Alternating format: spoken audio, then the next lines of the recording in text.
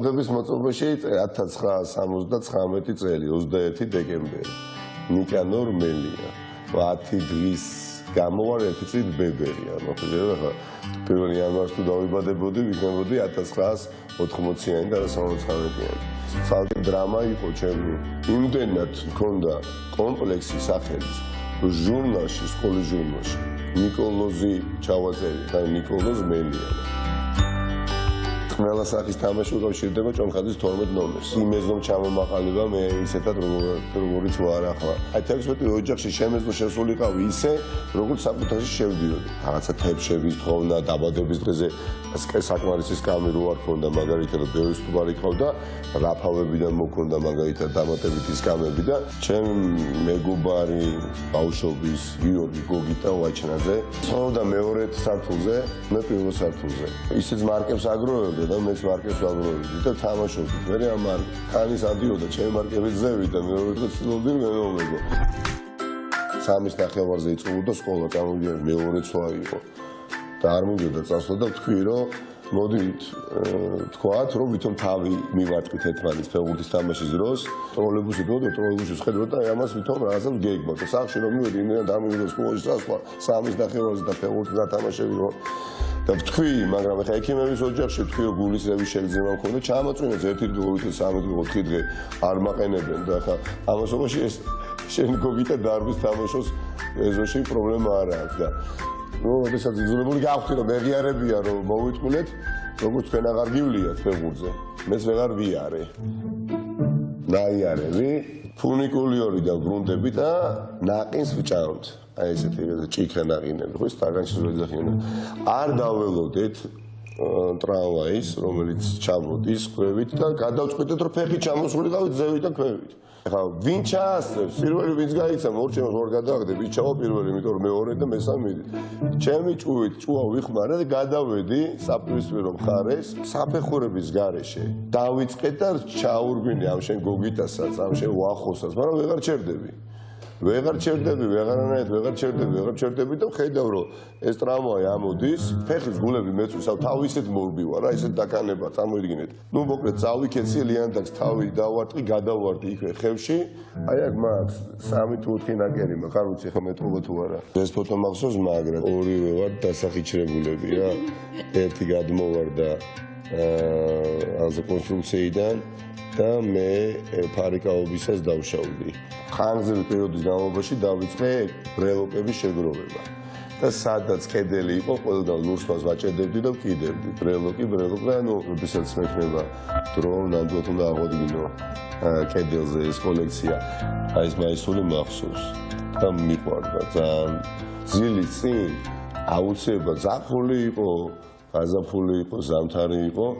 რაღაცა ჩვევა მქონდა და მინდა რომ გრძელ წინდებს ვიცმოდი. აი ესე ვიცმოდი და მე ვწვებოდი. რატო არავინ არ იცის? აი ესეთი პანიკის ზღვარამდე მივდიოდი, მიხოდა ჩემი რომ და ცხელა არა ვიცმევდი, ესე ვწვებოდი. ნუ ეგ ეწოდებული პილოტკა იყო, თავი მეგონა, ყოვლის შემძლე პილოტკა ჩავიცვი და ნუ პირველი კენგოლი ესეთი კეპი იყო. ნუ იქ მეგონა რომ მე არაფერი არ მომკლავს. მე ვარ ვინც ვარ. ჩემთვის ყველაზე მნიშვნელოვანი ადამიანები არიან მშობლები, დედა და მამა. ძალიან პედანტურად აქცევდნენ ყურადღებას ჩემ აღზრდის პროცესს. ვერასოდეს წარმოვიდგენდი რომ უფროს ადამიანთან შეიძლება მაგალითად შენობით გესაუბრა. აი თავში ქონდა გამჯდარი და ერთ-ერთმა ჩემმა თანატოლმა სადღაც მახსოვს მამას ხნის ადამიანს შენობის მიმართა და გამიკვირდა და იმდენად დიდი შეცდომა მეგონა რომ დაუშვა.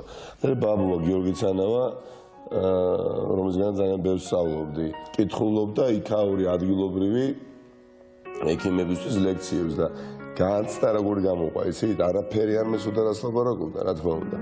თუმცა ამაყი ვიყავი რომ რაღაც ძალიან ჩემი ახლობელი ადამიანი ბაბუა დგას საუბრობს და ბევრი უცხო ადამიანი უსმენს. ეს განცდა გამოყვა. მინდოდა ექიმობა, მაგრამ მამის თხოვნით და მამის რჩევით ამ გზას არ დავადექი. პირადი ცხოვრება არ გექნება, მაგრამ სადაც წარმოიდგინე მაშინ რომ აღმოჩნდებოდი იქ სადაც ვარ. იქნებოდი თეთრხალათიანი მებრძოლი წინახაზე კორონავირუსის წინააღმდეგ და არა არა სხვა ვირუსის წინააღმდეგ, ჩვენ განუსახედი და სხვა ვირუსი.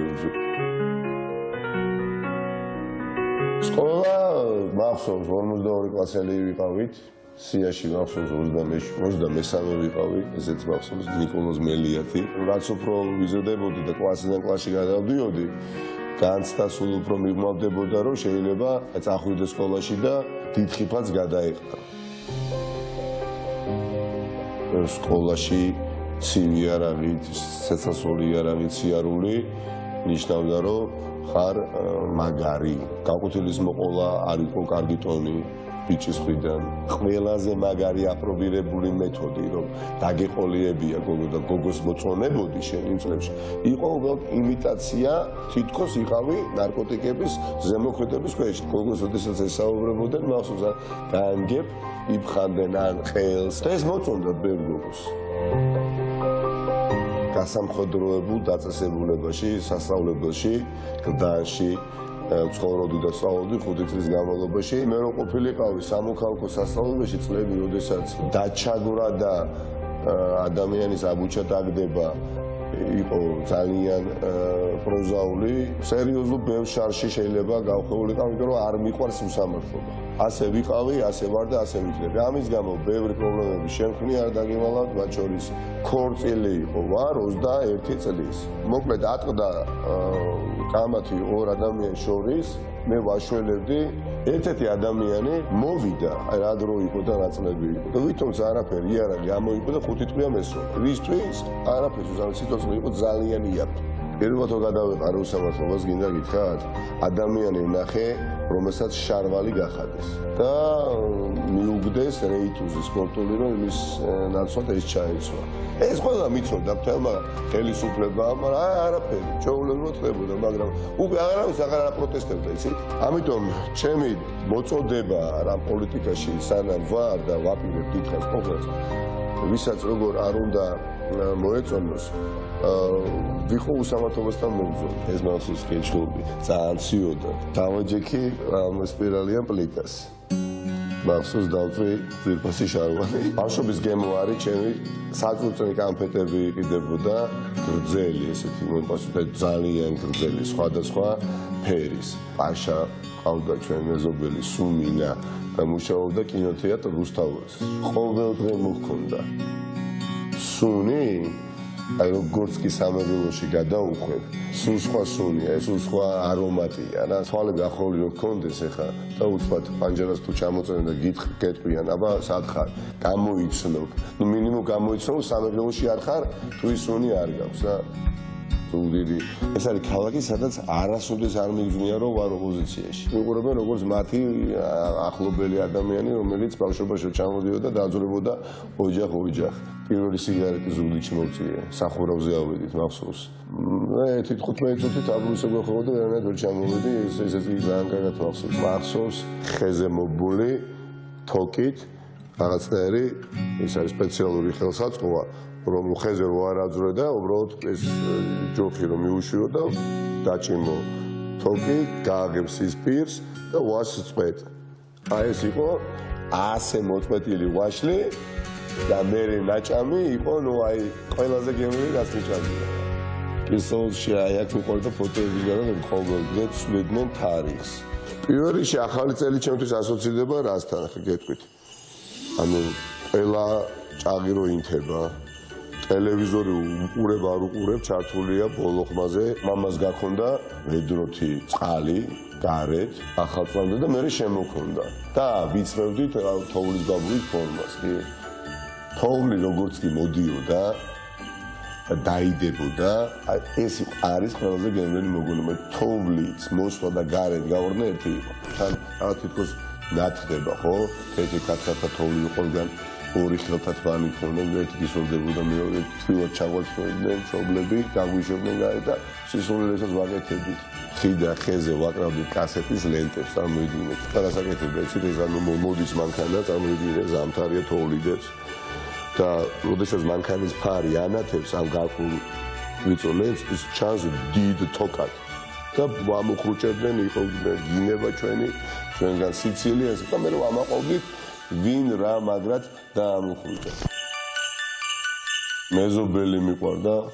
იმდენად მიყვარდა რომ მე რიდებოდი, აი რომ ხედავდი ვერ ველაპარაკებოდი. აქეთ, ანუ ქართულ არზე იყო აი ცისკარა. სოფლიშენებას რა უნდა დაწყებული ეხლა ნუ ეს იყო რიგინებდა ბაგეური ბავშვი ამას, იმიტომ რომ მე პირად ნანათი მაქვს ამათეთი 100 ჯერ, ხო? ზღაპრები ხო 100 მილიონის ზღაპრებიდან დაწყებული გაგრძელებული ქართული ზღაპრებით და ის იმ წლებში ხდება წიგნების კითხვა, როდესაც თან მართა მონაწილეობ თავგადასავალში, უბრალოდ კი არ კითხულობ. მახსოვს პეპი გზელი წინდა ხასიათითაც თვითონ გავა. ამ პერსონას არა, მე მგონი გავა. ერთხელ ამერიკაში. ჩემი თაობის ბევრი ბავშვი ამ ფილმს უყურებდა. რომანტიკული სცენებიც იყო მახსოვს. სერიალებს იზაურას უყურებდი, კოსტა მარია და კიდე იყო მარიანა. მე კი არაფერი არ იყო და რაღაცა თელი საქართველოს თელი თბილისი უყურებდი. თან ამ დროს შუქი იყო და მახსოვს აკუმულატორით, ეგ ეწოდება შოუში, აკუმულატორს ამოიტანდნენ და ტელევიზორს აერთებდნენ, რომ ის 1 საათ ნახევარი ეყურებიათ. კი, ძალიან კარგად მახსოვს.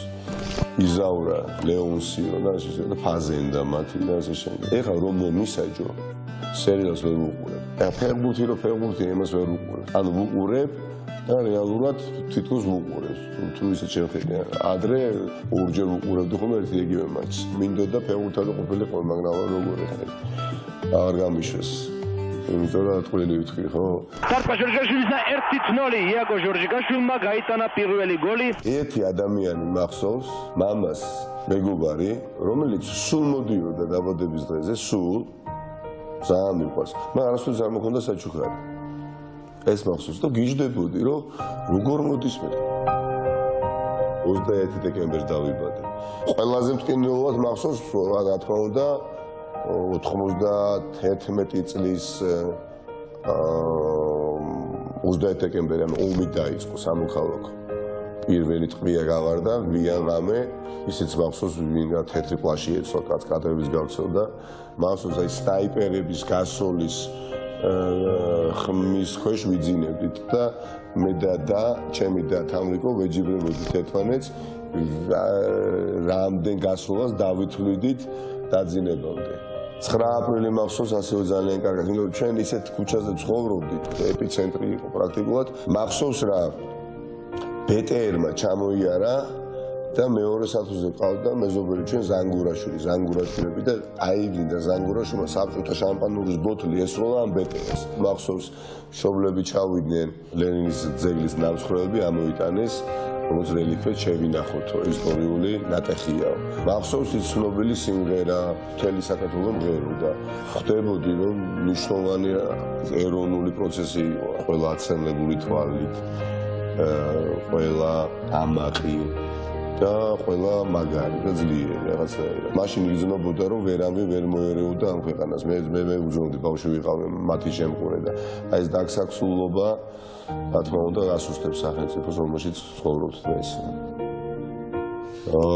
ნახე თვაქოჩორი არის ამბული.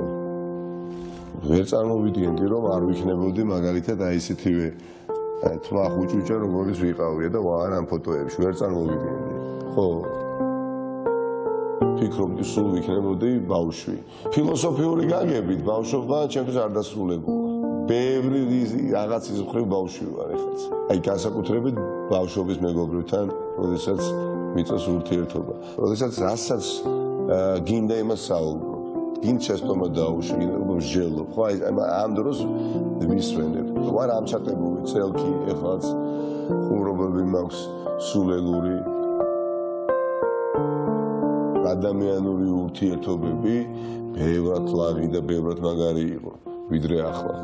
რაღაცნაირად ბევრი ღიმილი იყო, ბევრი ბედნიერი სახე იყო. აი ხო უცბად რომ მითხარ 5 წუთი გავს, გადავარდი და რაღაცა წამოიღე, რაც ამოსამოვიღებდი. და ბევრი პრობლემა მოგვარდებოდა. ბავშვობასაც დავარქვევდი, იღბლიანი ბავშვობა, ხო? ნიკას იღბლიანი ბავშვობა. იმ წლების გამოვლა იღბალის გარეშე იყო შეუძლებელი. რო არა იღბალი, პირდაპირ გეუბნებით, დღეს აქ მე ვერ ვიქნებოდი.